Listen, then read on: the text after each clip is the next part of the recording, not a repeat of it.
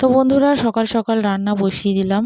তো দেখো করছি হচ্ছে আলু পেঁয়াজ কলি ভাজা, আর একটাতে বসিয়ে দিয়েছি ডিম। তো তোমাদের দাদাভাইকে আজকে বললাম বাজারে যেতে না, কারণ তোমাদের দাদাভাই অনেকটা লেট করে বাজার করে। তো আজকে ঘরটা করব ডিপ ক্লিন, তার জন্য ঘরে কিন্তু ডিম ছিল, সেই ডিম সিদ্ধই বসিয়ে দিয়েছি। ডিমের ঝোল আর ভাত করব, সেরকম খুব একটা বেশি রান্না করব না।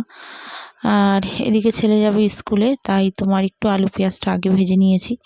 আর এবার ডিমের ঝোলটাও বসিয়ে দিচ্ছি। দেখো তেজপাতা একটু জিরে ফোড়ন দিলাম, আর আলুগুলি যে ভেজে রেখেছিলাম সেগুলি দিয়ে দিলাম। আর যেসব মশলাগুলি ডিমের ঝোলে মানে কষাতে লাগে, মানে তোমার পেঁয়াজ আদা রসুন একটা টমেটম পেস্টও দিয়েছিলাম, তো সেগুলি দিয়ে কিন্তু দেখো ভালো করে কষিয়ে নিলাম। একটু নুন হলুদ জিরের গুঁড়ো শুকনো লঙ্কার গুঁড়ো দিয়ে কিন্তু ভালো করে দেখো মশলাটাকে কষিয়ে নিচ্ছি।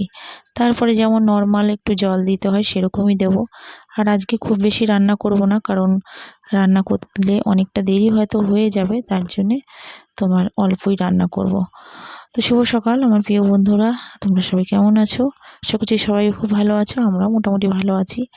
আজ হচ্ছে তোমার বুধবার, আর এখন বাজে হচ্ছে সকাল 11টা।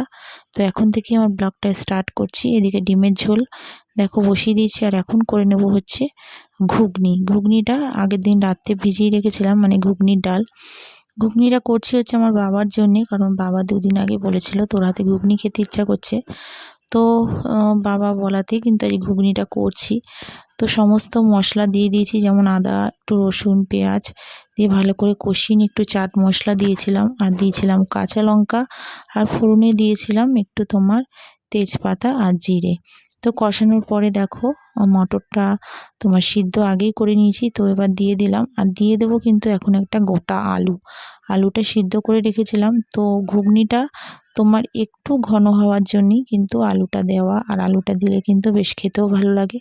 আর নামানোর আগে একটু ধনেপাতা আর একটা গোটা লেবু দিয়ে দিয়েছিলাম। তো এই ঘুগনিটা বাবা আমার হাতে খেতে খুব ভালোবাসে, তো সেটাই বাবার জন্য একটু করলাম। আর এদিকে বসিয়ে দিলাম দেখো উচ্ছে ভাজা। তো অল্পই রান্না করব, তার জন্য একটু উচ্ছে ভাজাও বসিয়ে দিয়েছি।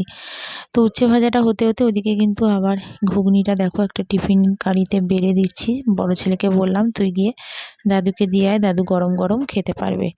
তো সেটাই দেখো বাবার জন্য একটু বেড়ে দিচ্ছি। একদিকে রান্নাবান্না কিন্তু পুরো কমপ্লিট করে নিয়েছি, কারণ রান্নাটা তাড়াতাড়ি করেই ঘরটা ডিপ ক্লিন করব। কারণ রান্নাটা একটু দেরি হলে আবার তোমাদের দাদাভাই হয়তো চলে আসতে পারে, তার জন্য আগেই রান্নাবান্না সেরে নিলাম। তো রান্নাবান্না সেরেই কিন্তু ঘরটা পরিষ্কার করে নেব। আর এদিকে দুটো বাটিতেই আলাদা আলাদা করে ডিমের ঝোল রেখেছি। আর পেয়ে গেছে খিদে, কালকে রাত্রে রুটি করেই রেখেছিলাম যে আজকে যদি সময় না পাই। আর ছেলে নিয়ে এসেছিলো বোঁদে, তো চলো রুটিটা আর বোঁদেটা খেয়ে নিই। আর এখন বাজে 1:20। তো বন্ধুরা রান্নাবান্না কমপ্লিট হয়ে গেল, আর টিফিনটাও করে নিলাম। কালকে রাত্রেই তোমার রুটিটা করে রেখেছিলাম, তো সেই রুটি দিয়ে একটু বোঁদে নিয়ে এসেছিলো ছেলে, তো একটু তোমার বোঁদে দিয়ে রুটি খেলাম। আর আজকে করব হচ্ছে ঘরটা ডিপ ক্লিন, মানে ঘরের একটু তোমার নোংরা টোংরাগুলি ঝাড়তে হবে। নোংরা বলতে সেরকম তো পড়ে না, শুধু একটু ধুলো। আর সেই পুজোর সময় ঘর ঝেড়েছিলাম, তারপর তার ঘরটার ঝাড়পোছ হয়নি। আর এমনি তো রোজই তোমার পোছাপুছি হয়, তো ওপরের দিকগুলি কিন্তু সেরকম দেখো কিছু কিন্তু পরিষ্কার করতে পারি না, তো সেগুলি আজকে করব। তো সকালের দিকটাই করতাম, ছেলে স্কুলে বেরিয়ে গেল, তো ছেলের জন্যই করতে পারিনি, কারণ ওকে একটুখানি যাই হোক রেডি টেডি করে পাঠাতে হবে, তো সেই কারণে সকালের দিকটা হয়নি। তো এখন তোমার 1টার মতন বাজে, তো এখন থেকেই শুরু করব।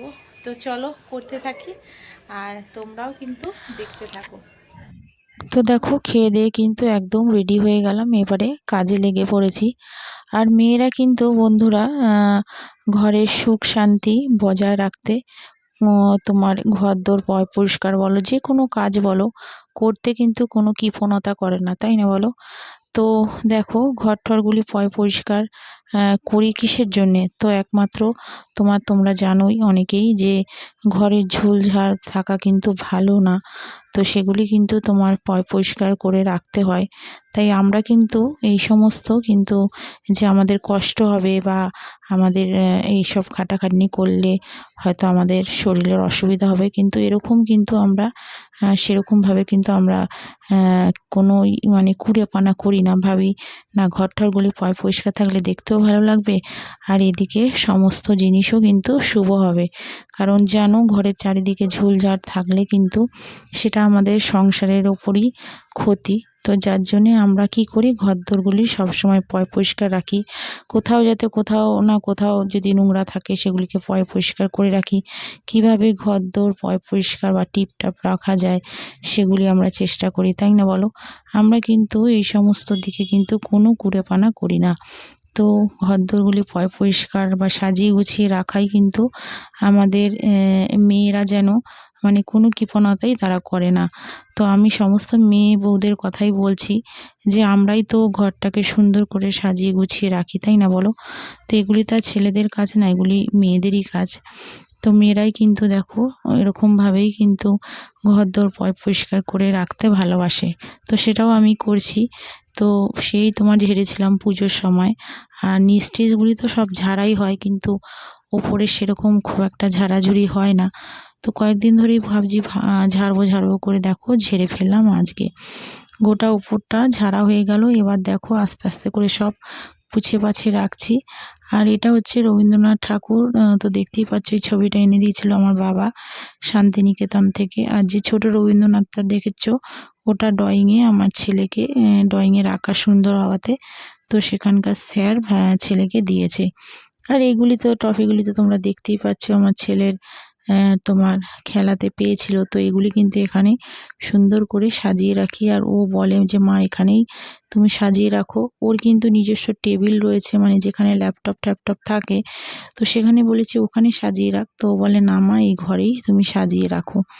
তো এখানেই থাকে। আর এদিকে কিন্তু দেখো ড্রেসিং টেবিলের ওপরটায় কিন্তু এরকম একটা পাতলা কিন্তু কাপড় বলতে এটা জানো তো একটা ব্লাউজের কাপড়। তো ব্লাউজটা বানাইনি, এরকমভাবেই মানে একটু যাতে ড্রেসিং টেবিলের ওপরটা দেখতে সুন্দর লাগে, সে তার জন্যই কিন্তু এটা দেখো উপর দিয়ে দিলাম, দিয়ে তোমার টেডিগুলিও কিন্তু দিয়ে দিলাম। তো দেখো এবারে কিন্তু সাজিয়ে দিচ্ছি পরপর করে।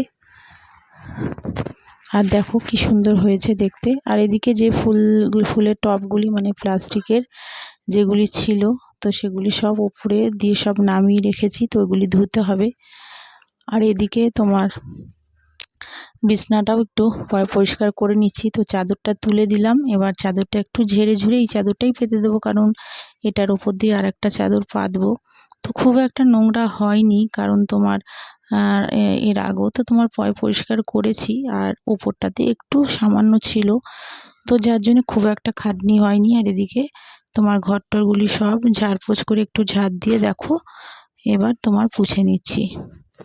আর খাওয়া দাওয়া করে নিয়েছি দুপুরের। আর এটা কিন্তু সন্ধ্যাবেলার দিকটা একটু শুয়েছিলাম, তারপরে একটু চা আর দেখো একটু নিমকি ভাজা, একটু ঝুরি ভাজা নিয়ে খেয়ে নিচ্ছি। আর ওদিকে ছোট ছেলে একটু কচুরি নিয়ে বসেছে খেতে। তো বন্ধুরা, এতক্ষণে যারা আমার ব্লগটা দেখছো এখনও সাবস্ক্রাইব করোনি, তো প্লিজ একটা সাবস্ক্রাইব করে আমার পাশে থেকো। আর যারা করে রেখেছো তাদের অসংখ্য ধন্যবাদ আর অনেক অনেক ভালোবাসা। এইভাবেই আমার সাথে থেকো, আমিও তোমাদের পাশে সবসময়ের জন্য আছি। আর এদিকে কিন্তু দেখো যে ফুলের টবগুলি যে প্লাস্টিকের ছিল সেগুলি কিন্তু দেখো এখন কিন্তু অনেকটা রাত বলতে ওই 9টার মতন বাজে। ছেলেকে পড়াতে আবার উঠে এলাম। উঠে এসে দেখো এগুলি একটা তোমার মানে গামলার মধ্যে একটু সার্ফগুলি নিয়ে কিন্তু দেখো এগুলিকে ভালো করে একটু ধুয়ে নিচ্ছি। তো খুব একটা বেশি নোংরা হয়নি, কারণ এগুলি তো তোমার উপর দিকটা থাকে, তো একটু নোংরা হয়েছিল, তো তাও সার্ফ দিয়ে কিন্তু ধুয়ে দিলাম। একদম পরিষ্কার করে নিয়েছি। তো এবার দেখো বেসিনটা রেখেছি, এবার সব কটা ধুয়ে নেব। তো এগুলি ধুয়ে ঠুয়ে এখন রেখে দেবো, কারণ এখন তো শুকোবে না। তো কালকে সকালবেলা একটু জল ঝরে গেলে তো কালকে আবার জায়গা মতন রেখে দেবো। তো চলো বন্ধুরা, আজকের মতন কিন্তু ব্লগটা এখানেই শেষ করলাম। তোমরা সবাই ভালো থেকো, সুস্থ থেকো। আবার দেখা হচ্ছে আগামীকাল আর একটি নতুন ব্লগের সাথে। তাহলে আজকের মতন সবাইকে টাটা। আর ব্লগটা কেমন লেগেছে তো প্লিজ তোমরা জানিও, আর আমার পাশে থেকো। তাহলে চলো আজকের মতন সবাইকে টাটা করে বিদায় নিচ্ছি।